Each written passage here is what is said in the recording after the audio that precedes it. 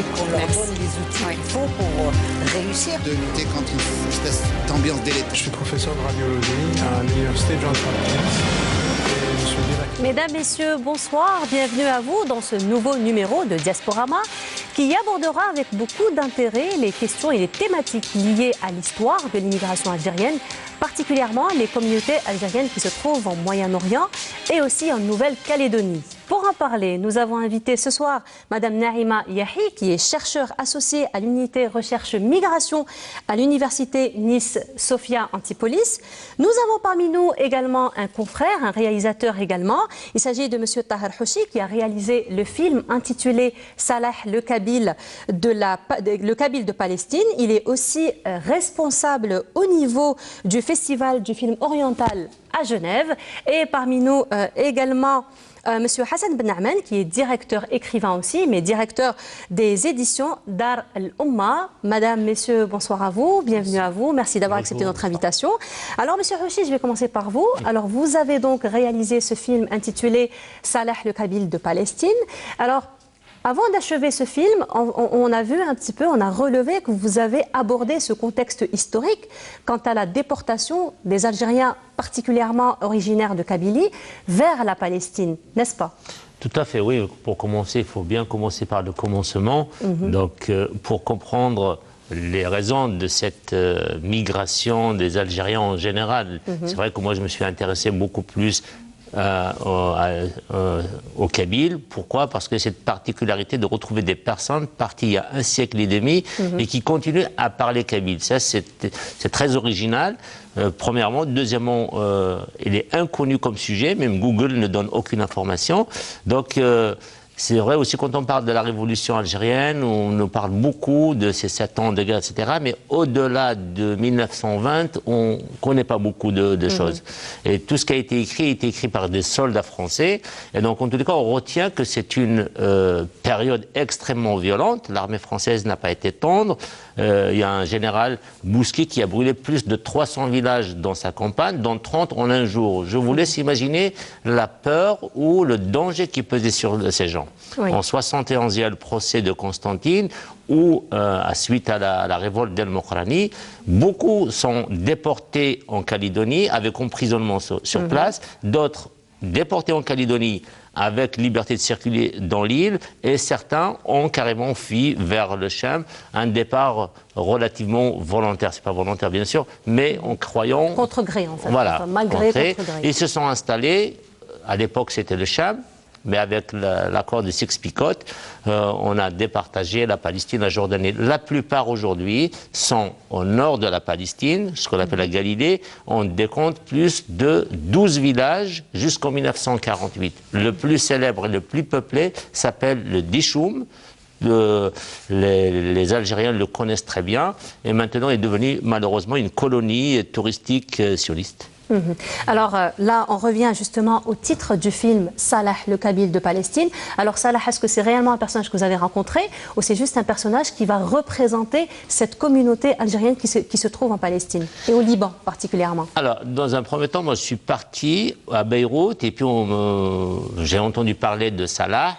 Et quand je voulais partir le rencontrer, j'ai compris qu'il est au sud, donc il est à 1h30 de Beyrouth. J'ai pris un taxi, j'arrive dans l'endroit où c'est un camp palestinien, et je rentre, on me dirige vers le Hayy al-Maghariba. Par ailleurs, j'étais très bien accueilli, en sachant que je suis algérien, même mon café, j'ai pas pu le payer. J'arrive chez Salah, je trouve il parle un kabyle parfait. Et mon étonnement aussi est allé grandissant puisqu'il n'est pas le seul. J'en ai trouvé plusieurs. À la base, je suis parti pour un reportage écrit pour le journal Liberté et j'ai convenu avec lui de revenir avec une caméra. Et là, de fil en aiguille, c'était la poupée russe. Donc de Tir, Sour en arabe au sud du Liban, on arrive à Saïda où il y a encore beaucoup de Kabyles. À Tripoli, Nahr al-Balad, qu'on a bombardé il y a quelques années devant nos écrans, on avait suivi cela. Il y en a beaucoup là-bas. Et à Tripoli, il y a 2 camps aussi où il y a beaucoup de Kabyles. Sans compter ceux qui sont partis au Danemark, ils ont tout un quartier, en Suède, et certains se retrouvent en France ou en Hollande. Donc, Il n'y a pas de statistiques comment dire, fiables, mais on peut faire une estimation en partant de 12 villages en 48. Chaque village contenait à peu près entre 200 et 700 personnes. Donc ils sont tous sortis naturellement après la barbarie sioniste. Et aujourd'hui, on peut estimer qu'ils sont à peu près une population de 10 000 facilement. Madame Yahi, justement, dans ce contexte, vous qui êtes chercheur et historienne spécialisée en immigration, quel est le regard que vous portez un petit peu sur ces émigrés algériens dont les aïeux sont justement des gens qui ont été déportés, et particulièrement là, donc M. Hachi nous fait savoir que plus d'un siècle plus tard, ce sont des immigrés, ce sont des Algériens qui ont gardé leur identité, notamment la langue, et peut-être d'autres traits d'autres caractères plutôt qui ont trait à la culture algérienne. Alors le regard que je porte, c'est déjà beaucoup d'admiration pour votre travail de documentariste et de journaliste, parce qu'effectivement c'est une histoire qui nous reste à raconter. On a quelques indices sur des lieux de mémoire comme les îles de Lérins au large de Cannes en France, où la fameuse Smala d'Abdelkader, l'émir, attendait sa déportation. De nombreux compagnons de route y ont laissé la vie. Une nécropole témoigne de cette présence transitoire. Des territoires comme la Nouvelle-Calédonie, on reviendra à la question du Levant ensuite, fait aussi preuve d'un travail de mémoire assez important. Ce qu'on appelle les Khaldounes, et je sais qu'on va en parler tout à l'heure, se mobilisent. De nombreux élus locaux, héritiers de cette histoire, descendants de déportés, portent fièrement cette mémoire. Et ce que je retiendrai de ce que vous racontez de ce témoignage, de cette permanence de la langue kabyle en l'occurrence, ou arabe pour d'autres, à travers maintenant plus d'un siècle, plusieurs décennies, plusieurs générations, c'est qu'il y a une empreinte culturelle assez forte, une empreinte orale, une transmission, j'allais dire, lyrique du village, de l'exil et de la nostalgie de la terre quittée, j'allais dire de force, puisque vous évoquez la mémoire de la révolte d'El-Mokrani, on aurait pu parler du village de Marguerite. De nombreux sites ont subi la barbarie de la nuit coloniale et beaucoup y ont laissé la vie. Pour ceux qui y réchappent et qui sont déportés, on trouve trace. Des travaux portent par exemple sur la culture du dattier en Nouvelle-Calédonie. D'autres travaillent sur l'architecture des lieux d'inhumation. On a par exemple des télescopages entre l'immigration plus classique en France métropolitaine, je pense à l'immigration algérienne tout au long du XXe siècle, et un partage de mémoire à travers la chanson populaire. Vous évoquez ce monsieur qui parle kabyle, Slimane Azem, qui est un grand chanteur de l'exil algérien en France, reprend les poèmes de Simhan Dumhan, qui a écrit cet exil, décrit cet exil que vont connaître ces Algériens à la fin du XIXe siècle. Il va les transposer à l'expérience algérienne en France métropolitaine. Et c'est tout naturellement que par la suite, ces descendants de déportés, je pense notamment à l'un d'eux qui m'a parlé de la chanson de Akli Yahyatan Yel Menfi, et qui a reconnu dans les paroles de cette chanson, que l'on connaît toutes et tous, la description et l'expérience de ses aïeux, même si cette chanson est contemporaine de la guerre d'Algérie.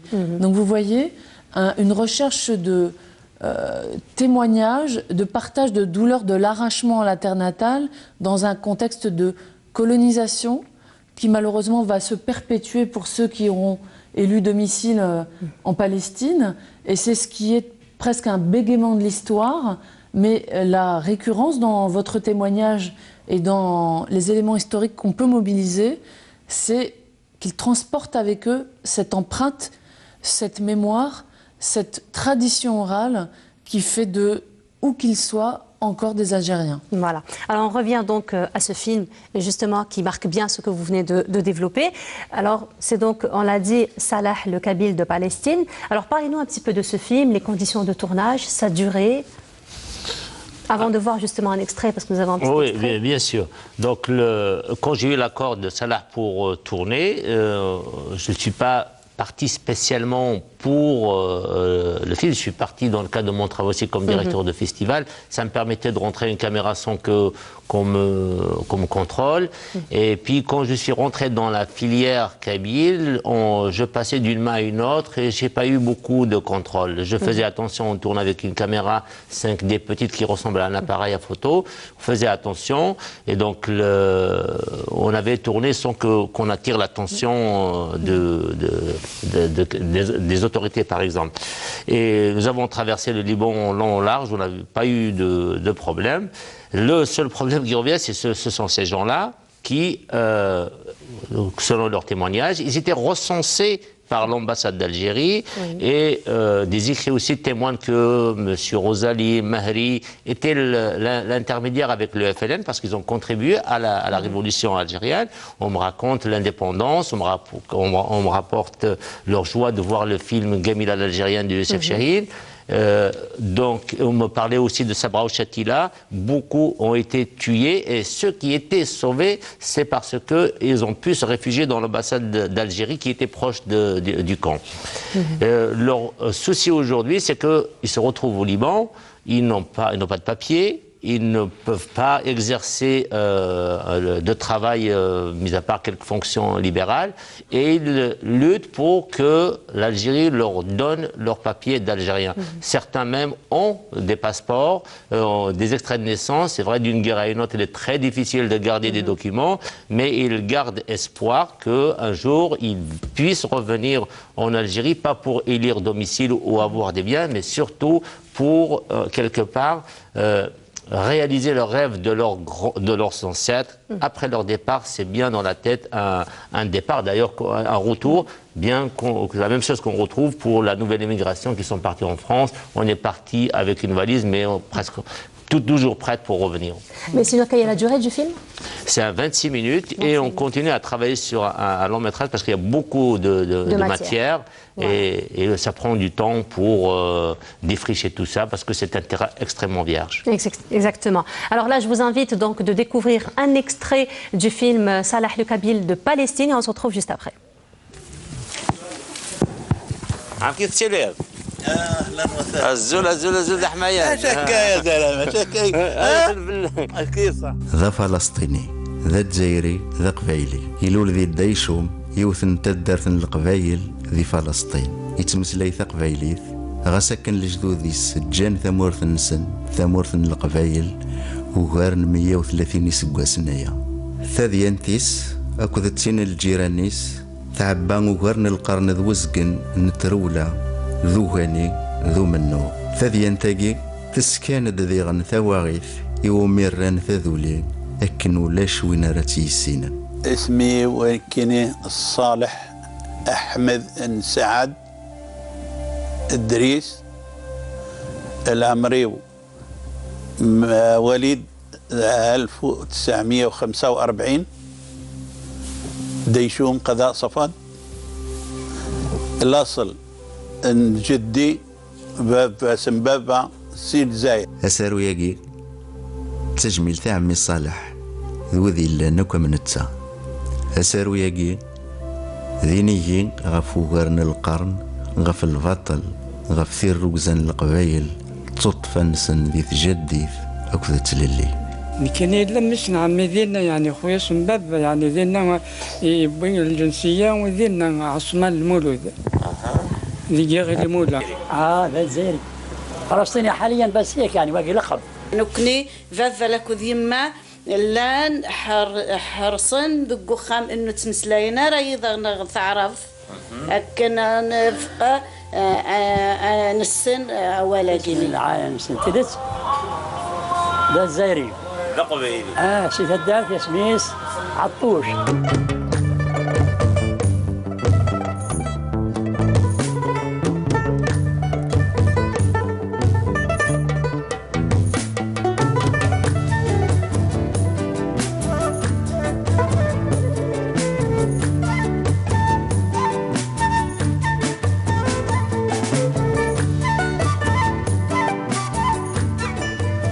Voilà, donc de retour sur le plateau de Diasporama. Et là, je m'adresse à vous, Monsieur Benhamen. Donc, on disait, vous êtes écrivain, vous êtes aussi le directeur donc, de la maison d'édition Dar al-Oumma. Alors, vous avez eu donc le privilège d'éditer le livre du regretté Seddiq Taouti, qui est intitulé Les déportés algériens en Nouvelle-Calédonie, histoire d'une identité exilée.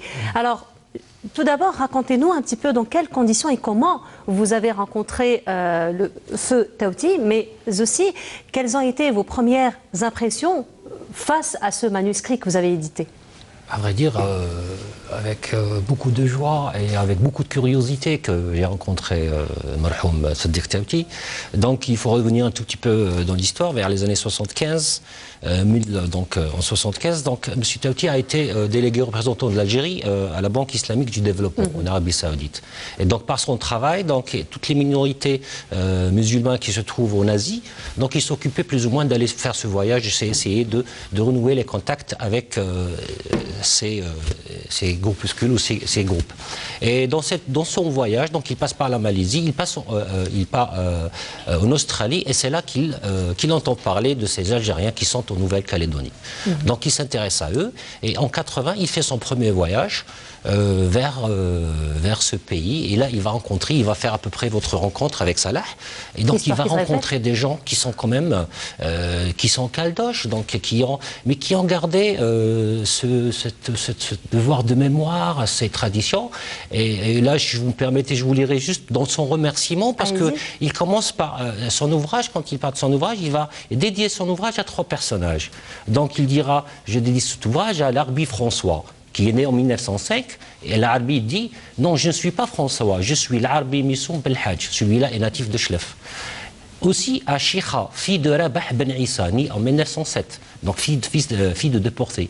Oui, je suis arabe, je suis musulmane, oui, je fais ma prière.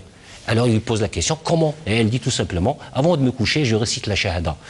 Et puis le troisième qui s'appelle Belhamis Saïd Louis, né en 1908, mon père originaire de Kabylie m'a enseigné de demeurer un arabe, un musulman et de perpétuer la tradition à sa mort. Donc cette transmission lyrique, ce personnage, ce devoir de mémoire, ces Algériens qui se sentent Algériens, qui sont toujours ancrés dans leurs racines, qui ont toujours ces liens-là et qui vivent dans un autre monde. Peut-être que ceux de la Nouvelle-Calédonie, c'est encore plus difficile que par rapport à ceux qui ont vécu au Chem. Quand on parle du Chem, ce n'est pas uniquement à partir de 1871, on parle aussi d'avant les premiers exils volontaires, je dirais, et des vagues d'immigration qui ont commencé déjà. Au début, c'était juste par le pèlerinage, et donc on s'installait au Chem, donc il y avait cette relation, on était sous cet empire arabe, donc en fin de compte, on était tous citoyens de cet empire. Donc le va-et-vient, même si c'était pas avec des vagues très importantes, mais on trouvait des racines d'Algériens qui se retrouvaient au Chem ou vice-versa. Et d'ailleurs, Dar al-Oumma avait fait aussi un autre livre qui s'appelle Le Soleil du Levant ou Le Soleil du Maghreb, brillant sur l'Occident, brillant sur le Chem de Souhil Khaldi, et qui parle de toute cette immigration algérienne qui s'est retrouvée au Chem et qui jusqu'à aujourd'hui, et le Chem, Palestine, la Jordanie, etc. Donc je reviendrai à Seddiq Taouti. En vrai dire, il avait fait un travail énorme. Il a été à l'origine de la visite de 13 Calédoniens, Caldoches, qui sont venus en Algérie en 1986, qui sont venus ici, des Algériens, donc dans l'histoire, donc à travers l'ouvrage, donc on va lire cette tragédie humaine, parce que quand même c'était les hommes qui étaient déportés, qui se retrouvaient avec les prisonniers du bagne. Donc les prisonniers, c'était un lieu très très difficile. On rencontre des récits de ceux qui se rappelaient encore des sangs, des chaînes de leur père, donc c'est très très difficile pour ces gens-là, qui se sont retrouvés déracinés complètement de leur héritage, de leur culture, et qui n'en ont gardé que quelques bribes, peut-être la langue, et se réfugier dans la langue, ils se réfugier dans ces déshabits, dans certaines traditions, quand même qu'ils arrivaient à perpétuer à travers les générations. Et c'est tout ce travail-là qu'a fait Seddiq Taouti en essayant de renouer les contacts, d'essayer de reconstruire ces bridges, ces ponts, pour pouvoir quand même se dire que nous, les Algériens, on a encore des cousins, on a nos enfants aussi qui vivent carrément de l'autre côté de la planète. Alors justement, Monsieur Houssi, Madame Yahi, que représente pour vous cette quête identitaire en fait de cette communauté algérienne dont les aïeux ont été déportés? Parce qu'en fait de compte, il faut le dire qu'ils ne vivent pas la même chose que les émigrés qui ont par exemple choisi l'émigration dans les années 80, les années 90. Donc là, on parle de génération et de génération, de peut-être 4-5 générations, plus d'un siècle. Il y a un retour très très vivace depuis une toute petite dizaine d'années, parce que certains d'entre eux atteignent des âges canoniques, sont les derniers à se souvenir de cet héritage de la déportation, cet héritage douloureux. Et il y a aussi un travail, comme vous, cher Tahar, de réalisateur. Je pense aux travaux de Mehdi Lalaoui, qui a consacré un film documentaire à la question. D'autres s'en saisissent, travers des ouvrages, et je ne manquerai pas d'acquérir celui que vous venez d'éditer sur le sujet. Ce renouveau identitaire s'est fait en dialogue avec la poussée mémorielle des enfants d'immigration algérienne en France métropolitaine. Vous n'êtes pas sans ignorer que le territoire de Nouvelle-Calédonie est inscrit dans un processus d'autodétermination qui dépasse la question des enfants de déportés. Et le territoire lui-même est travaillé par des actions identitaires et de décolonisation. Et c'est à l'intérieur de ce contexte qui est propre à la France et ce territoire de Nouvelle-Calédonie que va émerger cette demande de reconnaissance identitaire.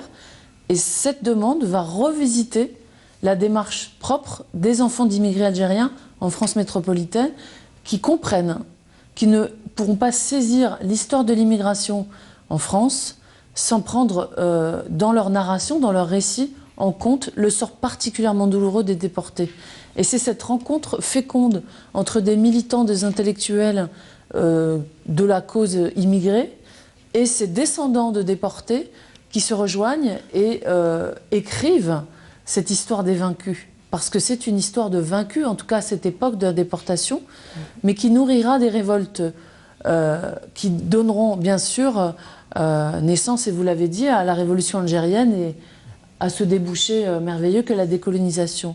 Donc on a comme ça une transmission, un héritage qui vient nourrir les débats identitaires, y compris des enfants d'immigrés algériens en métropole. Pour vous, M. Houssi? Moi, je crois que quand une personne exprime son appartenance, ce n'est pas pour, comment dire, c'est pas un acte de loisir. Un arbre ne peut fleurir si on lui coupe ses racines. Et tout psychologue ou anthropologue vous expliquera que l'être humain, pour qu'il soit équilibré, épanoui et se projeter dans une perspective de construction d'avenir, il faut qu'il soit bien enraciné. On peut le remarquer que toute société vivant des problèmes d'identité, d'enracinement, trouvent des difficultés à se projeter dans l'avenir.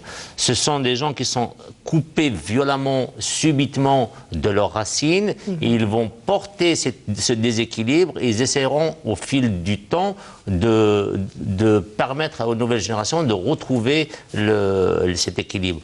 Je cite le cas, parce que je n'en ai pas parlé encore dans le film, il y a des familles de là-bas qui ont retrouvé leur famille ici. Il y a des visites qui s'échangent. Il y a même un cas, Wassim El-Houssine, qui vit au Danemark, un jeune de 35 ans. Il aurait pu vivre au Danemark tranquillement avec sa famille, mais il s'acharne à venir demander sa nationalité algérienne. Il est en procédure, son cas il est à la Cour suprême. Il trouve des difficultés à récupérer malgré qu'il a prouvé qu'il est algérien. Et ma question pour le prochain film, je vais poser, explique-moi comment, Wassim, que tous les jeunes Algériens veulent partir et toi tu t'acharnes à faire un retour. Et puis sa réponse était de me dire qu'il faut perdre une chose pour connaître sa valeur. Donc c'est un équilibre indispensable et tout le monde, parce que c'est drôle aussi, quand je rencontrais des gens, ils pensaient que je suis l'État algérien. Donc ils pensaient que c'est à moi de donner la nationalité. J'étais bien sûr très bien traité, mais on faisait des demandes avec insistance. Et on me disait que nous ne voulons pas la terre, nous ne voulons pas de richesse, nous ne voulons pas d'argent, nous voulons juste cette reconnaissance, réparer cette blessure mémorielle et cette blessure narcissique qui leur permette de se projeter dans l'avenir. À cela ajouter, parce que aussi les personnes âgées me disent, nous on a fait notre vie, c'est bien, je voudrais bien être enterré en Algérie ou voir l'Algérie avant d'être enterré. mais c'est pour les nouvelles générations. Vous voyez dans le film, j'ai mis beaucoup d'enfants exprès pour dire qu'attention, il y a beaucoup de jeunes qui sont là, et si on ne règle pas leurs problèmes de nationalité algérienne, c'est un problème pour le Liban, c'est un problème pour toute la région, parce que ça peut éventuellement nourrir des tendances politiques qui pratiquent la violence. Effectivement. Monsieur Benhaman, donc quel est votre avis, vous, par rapport à cette quête identitaire de la part de ces communautés algériennes à l'étranger ? À vrai dire, c'est un peu dans le sens de cet arbre qui a des racines ancrées dans cette terre, donc à travers l'histoire. Donc on doit savoir d'où on vient pour savoir où aller. Et donc cette quête vers les origines, elle existe partout dans toutes les nations. Donc toutes les nations qui se construisent ou se projettent vers l'avenir, elles ont toute une histoire qu'elles construisent. Et donc éventuellement, on peut projeter ça vers l'être humain, vers l'individu lui-même, qui doit savoir d'où il vient. Il reste toujours cette quête, d'où est-ce que je viens, qui sont mes aïeux. Et donc dans cette perspective, c'est pour ça que je reviens un tout petit peu vers le Moyen-Orient. Le problème de cette identité, on va dire, il y a ces racines qui existent, qui sont là, mais il y a aussi un problème politique, parce qu'en fin de compte, les Palestiniens qui n'ont pas de papier, qui n'ont pas de patrie, donc ils ont le problème d'avoir des passeports, d'avoir des cartes, etc. Donc c'est à travers ce processus qu'ils essaient d'obtenir de nationalité algérienne, qui est très difficile, parce que d'après les accords du monde arabe, de la Ligue arabe, donc on n'octroie pas la nationalité arabe pour les Palestiniens, pour qu'il y ait un droit de retour. Donc c'est un peu compliqué envers ces gens-là. Mais est-il que la quête de son histoire, la quête de ses racines, c'est une obligation, c'est quelque chose qui est tout à fait naturel. Et j'ajouterais que qu'aujourd'hui c'est une greffe. On fait une greffe sur un arbre qui est en train de fleurir. Donc en fait, quand on greffe aujourd'hui sur un arbre qui a été construit pendant des millénaires, si on prend même l'Algérie en considération, il y a une expression qui dit on n'est pas peau rouge pour devenir américain. On est américain, mais on a des racines qui peuvent être peau rouge ou être tout simplement africaines. Et éventuellement même le problème identitaire. Si je peux me permettre, en France, on est français et puis on a des racines d'ici ou d'ailleurs, et avec plus ou moins des caractéristiques identitaires à chaque petite communauté, mais dans un espace global qui est cet État. On peut prendre l'exemple de la France ou de la Belgique ou des États-Unis ou de l'Algérie elle-même. Donc c'est un État, c'est une seule identité, et dans cette identité on a des spécificités alors qu'il y a des généralités qui englobent tout le monde. Alors justement, vous disiez tout à l'heure aussi que le livre donc du feu Taouti a été à l'origine de la visite donc des Algériens en Calédonie, ici en Algérie. Il y a eu un documentaire justement qui a été réalisé par Saïd Almi du retour donc des Algériens de la Nouvelle-Calédonie ici en Algérie. Je vous propose de découvrir cet extrait et on se retrouve juste après. Il était une fois. Notre histoire à travers la déportation, on ne la connaît pas, ni d'Algérie, ni d'ailleurs, parce que nous, on descend complètement du bagne. Il y a 130 ans, des Algériens ont été déportés en Nouvelle-Calédonie, parce qu'ils se sont révoltés contre le colonialisme. C'est une histoire terrible, c'est une histoire de violence, une histoire complexe, et une histoire où la cruauté est d'abord dans le seul fait de transporter les gens à l'autre bout de la planète. Calédonie, c'est un lieu d'où on ne revient jamais. Ces déportés ont vécu l'exil dans le silence. Ils ont raconté qu'ils ont souffert, mais souffert énormément. Évoquer ce passé douloureux avec les descendants, c'est raviver une plaie qui n'a jamais guéri. Je peux pas prendre de soupe. Aujourd'hui, ils revendiquent une reconnaissance et ils crient leur appartenance. Ce sont des gens fiers. Mon sang, ça coule dans mes veines, du sang arabe. Et j'en suis fière. Les témoins de la mémoire, une série qui parle d'un passé douloureux, méconnu, d'une existence et d'un destin. Que je demande de retrouver ma famille et de voir mon pays. Alors voilà, c'était un extrait donc, du documentaire de Saïd Almi. Donc le Saïd Almi, il faut dire, c'est le deuxième voyage qui a été fait vers la Nouvelle-Calédonie en compagnie du feu Taouti. Et donc beaucoup de choses ont été faites suite à ces deux voyages. Et effectivement, donc Taouti par rapport son premier voyage, donc les répercussions, les gens qui commençaient vraiment à s'intéresser à cette question, je ne vais pas dire ce problème, à cette question de l'identité, le récit de ceux qui sont venus en Algérie, et donc ces ponts qui ont été liés. Et là, je retrouve qu'il y a pas mal de Calédoniens qui ont essayé de retrouver leurs racines quand on parle du Kabyle. Donc il va d'ailleurs les noms, les Haïfa, les Missoum. Et donc là, on se retrouve avec les tribus qui existaient, qui sont partis peut-être une bonne partie avec la déportation en 1871 avec Mokrani, qui se trouve éventuellement dans cette région des hauts plateaux de la Kabylie. Mais il y a aussi d'autres régions qui sont du Constantinois, donc qui ne sont pas vraiment d'origine kabyle. Mais je retrouve avec quelqu'un qui vient du Chlef et qui se retrouve, il trouve là. Et c'était vraiment de très très beaux récits parce que quand même, après 100 ans, après un siècle, on se retrouve avec les enfants, avec les cousins et les cousines. Et c'est des témoignages qui sont très émouvants. Et avec Ulmi, donc on l'a rencontré, on en parlait déjà avec Sadiq Taouti. Effectivement, c'était une réalisation et un bonheur pour lui d'avoir participé à ce sourire là quelque part, à lier ces ponts avec ces gens-là. C'est une satisfaction énorme, vraiment vraiment énorme. Et d'ailleurs, Feu Taouti Rabbi Rahmou, même avant son décès, était en train de réécrire son ouvrage. Et encore, parce qu'entre-temps, il y a eu pas mal d'ouvrages qui se sont intéressés après certains articles qui ont été faits sur la presse nationale, même en France. Donc il y a même un livre, je crois, qui a été fait en France sur les Céges algériens de Nouvelle-Calédonie, je crois que le titre. Donc il y a eu quelques essais sur cette question-là. Et puis, donc ça a pris de l'ampleur. Et Taouti Rabbi Rahmou était en train de préparer une autre édition, la version française. On a fait une traduction qui est un peu plus... parce qu'à chaque fois, on a de nouvelles informations, à chaque fois, de nouvelles photos. Il y a des constructions qui se sont faites. Il a réalisé, donc il a construit un centre islamique à Nessadiou pour pouvoir enseigner la langue arabe. Parce que, comme tout à l'heure, on voyait Haïfa ou Missoum, donc qui parlait quand même, qui essayait de connaître cet alphabet. Il commençait à essayer de comment faire la prière. C'est pas uniquement la shahada. Donc, il y avait tout un travail qui a été fait pour leur donner un plus par rapport à ce qui a été plus ou moins préservé par la mémoire orale. Donc c'est vraiment très émouvant. Voilà. Alors le livre que vous avez édité de Sadiq Taouti, donc notamment les déportés algériens en Nouvelle-Calédonie, histoire d'une identité exilée. Est-ce que vous avez pour projet la réédition de ce livre, sachant que vous avez fait la première édition en 95, puis en 96 en deux langues, en français la dernière arabe. édition a été faite en langue arabe en 2007 avec Alger, capitale de la culture arabe. Et effectivement, donc si je parle sur l'édition et le monde de l'édition et le monde du livre en Algérie, donc quand même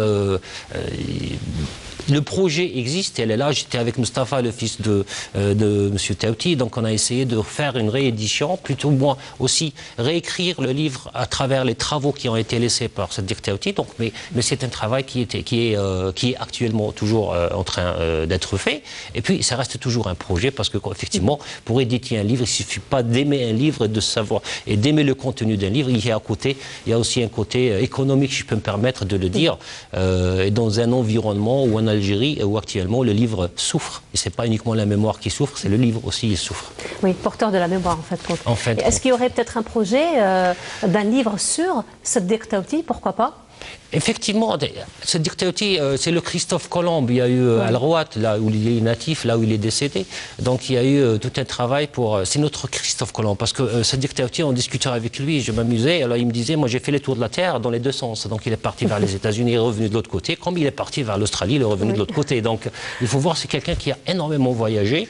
C'est quelqu'un aussi qui a fait... J'ai un autre livre sur les musulmans en Asie du Sud, avec Pol Pot, avec le Cambodge, tous les crimes qui se sont passés là-bas. Donc c'est quelqu'un qui a énormément visité. Donc à travers Sadiq Taouti, donc à travers ses propres récits, donc on a ses ouvrages qui sont là. Mais sur le personnage lui-même, à moins qu'il y ait quelqu'un ou une étude qui se fasse au niveau de l'université pour pouvoir retracer le parcours de ce grand monsieur quand même, qui a énormément donné de lui-même. Et sincèrement, il faudrait qu'il y ait ça. C'est-à-dire en fait, quand le chantier il est là, il suffit uniquement d'avoir la bonne volonté. En tout cas, en ce qui concerne l'éditeur que je suis, moi je suis là, donc il n'y a aucun problème pour ça. Vous êtes ouvert à la proposition. Voilà. Alors Madame Yahi, je rappelle, donc vous êtes chercheur associé à l'unité recherche migration à l'université Nice-Sophia Antipolis. Alors justement, parlant de cette institution, quelles sont les missions de cette institution, particulièrement dans l'histoire et la sociologie de l'immigration? Ce laboratoire de recherche du CNRS regroupe des démographes, des historiens, des sociologues qui ont comme particularité de prendre en charge les problématiques de société autour de la question des migrations, qu'elles soient internationales, donc les flux migratoires entre les continents, ou qu'elles soient de manière plus prosaïque, celles qui ont traversé la France. Et c'est dans ce cadre-là que j'ai pu, auprès de mes collègues Yvan Gastaut et Julien Gartner, animer une agence nationale de recherche sur l'image de l'arabe dans les médias en France, vaste sujet qui prend en charge à la fois la dimension sensible, donc le cinéma, la musique, mais également les médias plus classiques comme la télévision. Et on se retrouve à analyser la manière, l'histoire des représentations. Dans les débats que nous avons eus tout à l'heure, messieurs, vous évoquiez la question de la réparation symbolique qui était demandée à travers ces demandes de nationalité algérienne pour des descendants de déportés du Chem ou de Nouvelle-Calédonie. On a un peu la même problématique en France et dans nos travaux, nous prenons en charge cette question de l'histoire des représentations, qu'elles soient négatives ou positives, qui construisent les imaginaires et les stéréotypes. Par exemple, qu'est-ce qu'un Français? Dans l'imaginaire collectif, un Français n'est pas un Arabe de confession musulmane, un Berbère du Maghreb. Dans l'imaginaire collectif, on n'a pas su mettre en œuvre ce dont vous parliez, messieurs, cette pluralité des identités. On peut être à la fois français et maghrébin, français de culture musulmane, on peut être français mais de parents étrangers, ce qui est vrai en France, qui est un carrefour migratoire, pas seulement du fait colonial et du post-colonial. Alors là, vous me tendez un petit peu la perche, parce qu'il y a eu une phrase que vous avez postée sur votre compte Facebook et qu'on avait relevée, c'était « La France, c'est comme une mobilette, pour qu'elle avance, il lui faut du mélange ». Alors, est-ce que justement, on peut considérer cela comme hymne à la France multiculturelle? Oui, cette phrase, je la dois à une banderole de la Marche pour l'égalité et contre le racisme, qui est une marche pacifique, portée par des jeunes maghrébins au début des années 80, à l'hiver 1983. Elle a bouleversé l'opinion publique et elle a fait entrer dans la sphère médiatique les enfants d'immigrés, qu'on appelle les beurs en France. Et c'est cette image de, vous savez, de ce diesel et cette essence qu'on mélangeait pour faire tourner les mobylettes au début des années 80, ce slogan du mélange. Cette France multiculturelle, elle n'est plus du tout à la mode en ce moment en France, elle est même plutôt has-been. Ça, c'est l'opinion publique et pour les politiques. Mais par contre, c'est une valeur que moi, à titre personnel, je défends. Et je pense, comme vous, messieurs, que ce soit pour l'histoire de l'Algérie, qui est bien sûr entremêlée à l'histoire de la France, nous avons des problématiques semblables des deux côtés de la Méditerranée. C'est comprendre la complexité à l'heure de la mondialisation, l'entremêlement des identités, des appartenances. Et je pense qu'on est dans une période en France où on prend très mal cette question du multiculturel. C'est l'ancien président Sarkozy et la chancelière Merkel qui avaient dit que le multiculturel était un échec. Ils l'ont dit il y a quelques années. Je pense que c'est une erreur et c'est un diagnostic qui n'est pas fondé. Et les trajectoires de vie que vous décrivez, messieurs, dans vos publications et films en témoignent. Cet entremêlement est international et les travaux que nous menons sur l'histoire de l'immigration permettent d'y mettre un peu de lumière et un peu d'ordre. Je dirais même peut-être de défendre une identité narrative. Nous sommes ce que nous racontons être. Alors vous avez aussi, Madame Yahi, pris part à la réalisation de Barbès Café, aussi de la mélodie de l'exil et Marchons, marchons aussi. Alors justement, qu'en est-il de l'importance de toutes ces œuvres dans l'écriture du récit national et le récit international aussi?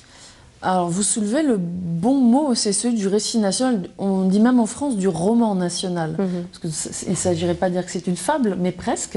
Une histoire qu'on se raconte pour être ensemble une nation. Et je pense que, bien évidemment, la décolonisation, quand on parle de l'émigration algérienne, pèse dans cette capacité à se raconter ensemble avec des ressortissants d'origine algérienne.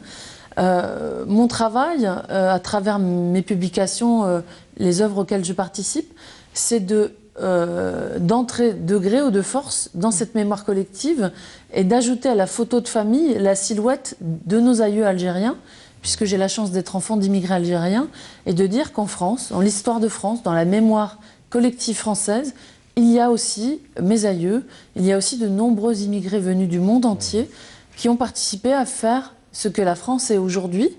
Pas seulement ses ponts et ses autoroutes, parce qu'on réduisait beaucoup l'immigration à une force de travail qu'il fallait renvoyer chez elle. Vous parliez de la valise tout à l'heure. Une fois le travail terminé, une fois qu'il n'y avait plus de travail, puisque la crise s'est installée en France, et c'est dangereux. C'est le sociologue Abdelmalek Sayad qui disait « Immigrer, c'est immigrer avec sa culture ». C'était donc des hommes faits de chair et de sang, sensibles, qui ont nourri des rêves, qui ont donné leurs enfants à la France. Et aujourd'hui, il est un peu facile d'expliquer qu'ils n'ont pas leur place là-bas, comme ils ont aussi leur place ici, dans le pays de leurs parents. Et je pense que cet enjeu de la multi-appartenance traverse mes travaux quant à la reconnaissance patrimoniale de l'immigration maghrébine en France. Alors, M. Tahar Houchi, vous aussi, vous êtes donc fondateur du Festival du film oriental à Genève.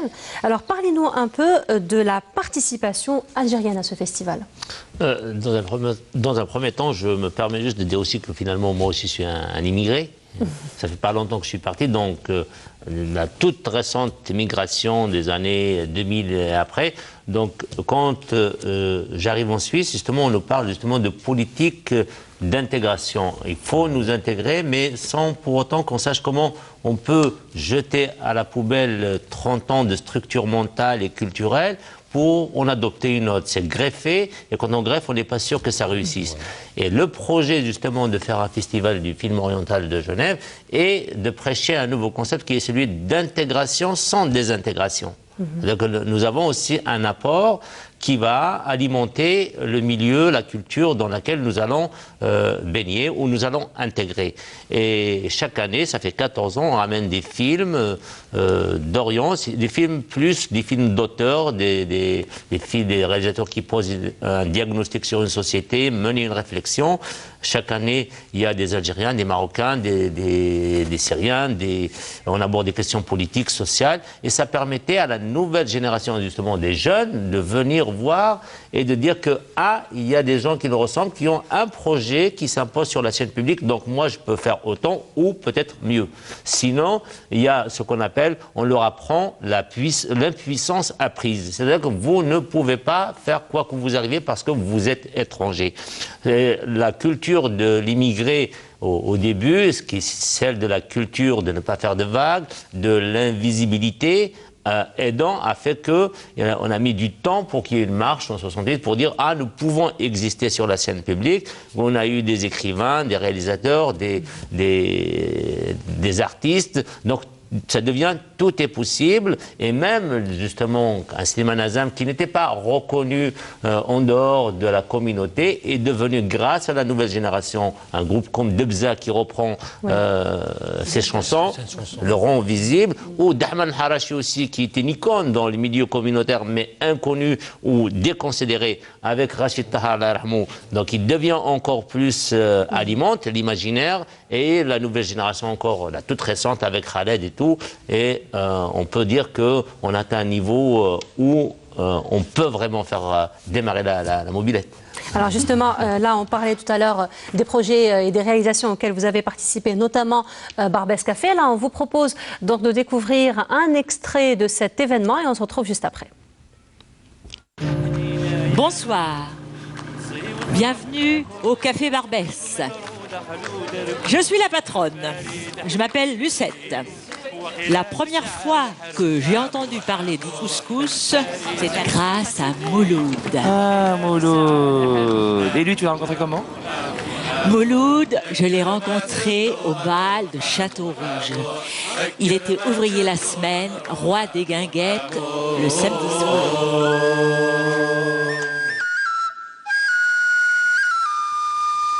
Le café, c'était un peu leur maison, leur refuge. Ici, ils trouvaient un petit chouïa de chaleur et de réconfort. Et puis surtout, il y avait les musiciens. Slimane, quand il chantait, on avait tous la chair de poule.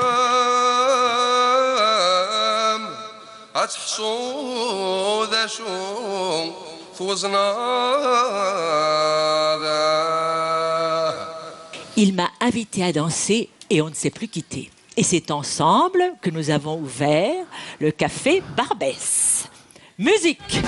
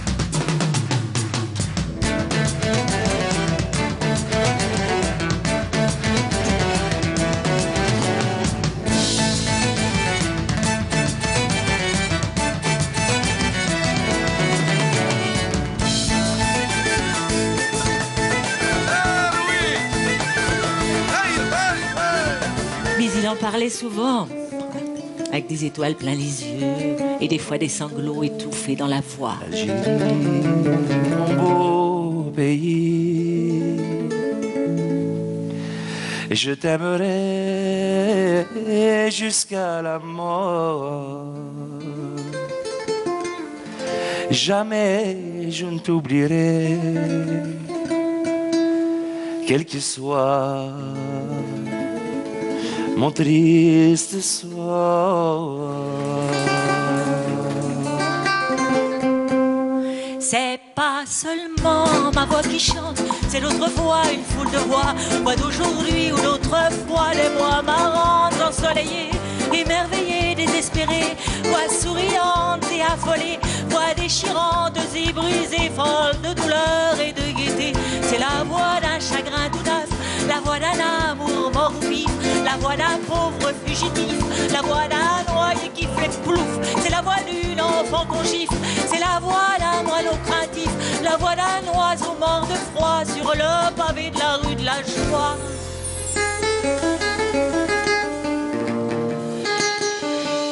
Il m'a raconté le départ aussi. Les bruits du bateau, les visages fermés des femmes serrant leurs enfants sur le cœur, les larmes sur le visage des hommes, fiers, le dos tourné à Alger, la blanche. J'aime toutes les villes, un peu plus Paris. لكن ماشي comme l'Algérie. Comme elle est belle, نحبها بالهبال. وفين نكون ما ننساها. ألجي ألجي شحال نحبها. كي نكون غريب نتفكرك ولا بلانشة.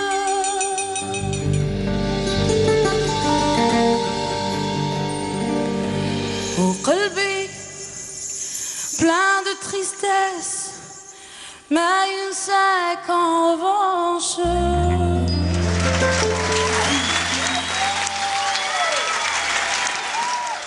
Parlons à présent du mouvement associatif. Alors, Madame Yahi, vous êtes la présidente de deux associations, à savoir Remember et Pangé Network. Alors, quels sont les objectifs de ces deux associations ?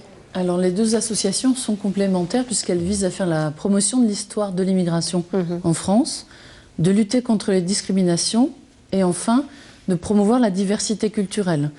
Et nos objectifs se formalisent dans des collaborations comme au sein de Barbès Café avec nos amis du Cabaret Sauvage à la Villette où nous essayons de produire des contenus de type spectacle, exposition. Par exemple, notre association Remember vient de produire une exposition dédiée à la mémoire des soldats coloniaux qui ont participé à la Grande Guerre, puisqu'on était cette année dans le cadre du centenaire de la guerre 14-18. Donc il s'agit de ne pas oublier la participation des colonisés à l'époque ou de l'immigration aux grandes heures, par exemple, culturelles. Et c'est ce que raconte Barbès Café. Elle donne des outils aux plus jeunes, comme vous l'avez vu dans cet extrait, pour comprendre la richesse patrimoniale. Comme vous le disiez, cher Tahar, tout à l'heure, nous participons, nous nous intégrons sans nous désintégrer. Et c'est presque un peu ce que nous faisons au sein de nos associations Remember et Pangé Network. Alors, deux autres événements aussi auxquels vous êtes étroitement liés, à savoir l'exposition tenue à la Cité internationale de l'immigration de Paris intitulée Génération, un siècle de l'histoire, mais aussi, vous avez aussi collaboré pour l'édition de l'ouvrage La France arabo-orientale. Alors, parlez-nous de ces deux événements. Alors, effectivement, j'ai eu le plaisir d'être commissaire d'une grande exposition à l'ouverture du Musée national d'histoire d'immigration, dédiée à un siècle d'histoire culturelle des Maghrébins en France, qui revisitait y compris la déportation en Nouvelle-Calédonie jusqu'à aujourd'hui, à travers les penseurs, les intellectuels, les artistes, des cultures populaires ou cultivées, comme on dit vulgairement. Et cette exposition de 600 mètres carrés a été accueillie dans 4 grandes villes en France et a été vue par une centaine de milliers de personnes. Le livre dont vous parlez, effectivement, j'ai eu le plaisir de co-diriger aux éditions La Découverte en 2013, revisite à travers 500 pages et 800 images la présence arabo-orientale sur 13 siècles, avec une cinquantaine de chercheurs. Il s'agit de comprendre des invasions, on disait barbares à l'époque, jusqu'à nos jours, les imaginaires qui se sont construits autour de cette figure arabo-orientale, avec l'Empire ottoman, son effondrement, la colonisation et sa décolonisation, mais également les enclaves musulmanes qui, pendant plus d'un siècle, ont existé dans la France et dans ses frontières aujourd'hui. Je pense à, par exemple, Fréjus, qui, pendant plus d'un siècle, était une terre d'islam. Donc, se remémorer sur le temps long ces contradictions, ces oppositions, ces rencontres fécondes qui font les imaginaires aujourd'hui quand on parle des arabo-orientales en France. Merci beaucoup. Alors nous arrivons au terme de notre émission. Alors peut-être un dernier mot pour vous, Madame Yahyaoui.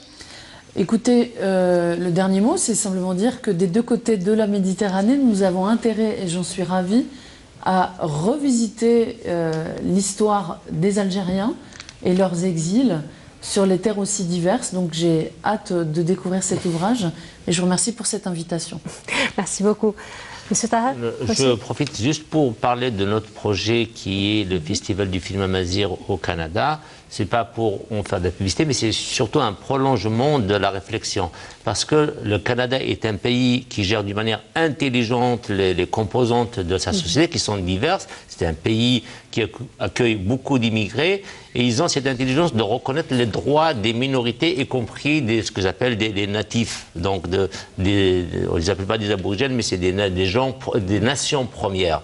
Pourquoi lancer un festival là-bas? Parce que d'abord, il y a beaucoup d'Algériens qui sont installés là-bas, plus un nombre très important, notamment à Montréal. Et parce que aussi le Canada développe une politique qui fait que la nouvelle génération de Maghrébins ne vont pas se retrouver avec une crise identitaire similaire à celle de la France et probablement ensuite s'impliquer dans des conflits violents internationaux qui ne sont pas les leurs.